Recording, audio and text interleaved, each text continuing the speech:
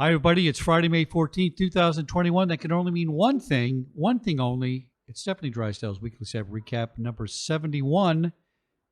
Stephanie, what's happening in Chicago and around the world, by the way? What a very busy week with Colonial and all kinds of things going on. Absolutely. Lots of talk this week about Colonial Pipeline's ransomware attack. Still a lot of unanswered questions around that one, but the recurring theme is still there.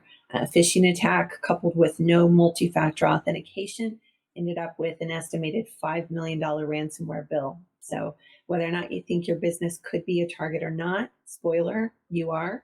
Please make sure you're having these conversations and prioritizing these small but powerful measures to separate yourself from the low-hanging fruit that seems to be the favorite targets of these ransomware gangs. Bob Carver shared a ZDNet article titled "Privacy is Just for Crooks," says Enlightened Government Agency.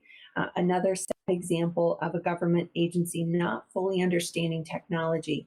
The Australian Criminal Intelligence Commission released a statement, I quote, "These platforms are used almost exclusively by serious and organized crime groups and are specifically to obscure the identities of the involved criminal entities and enable avoidance of detection by law enforcement."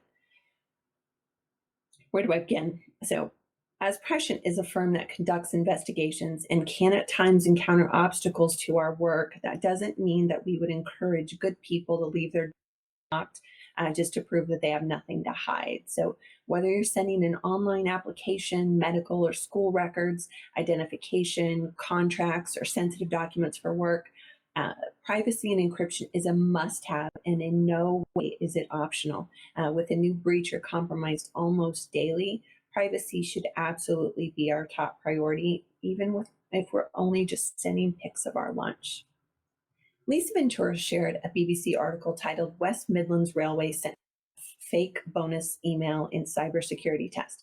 This seems to have gotten a lot of people upset this week. The idea that their employer would potentially send employees an email offering a fake bonus only to claim that it was a phishing exercise. And not only would there be no bonus, but they had failed the phishing test. So in other articles on this topic, they mentioned that the sender was outside the company and that the text was full of spelling errors. So this should have raised concern in the recipients. So while I and others are really sympathetic to the fact that the letdown of the employees that they received, I think it's really important to note that social engineers have no guilt about using any guise necessary to compel you to click. And guaranteed, the company's response to failed test was far preferred to a real ransomware attack. Ron Green at MasterCard shared their article, "As Cybercrime Soars, Here's How to Stay One Step Ahead."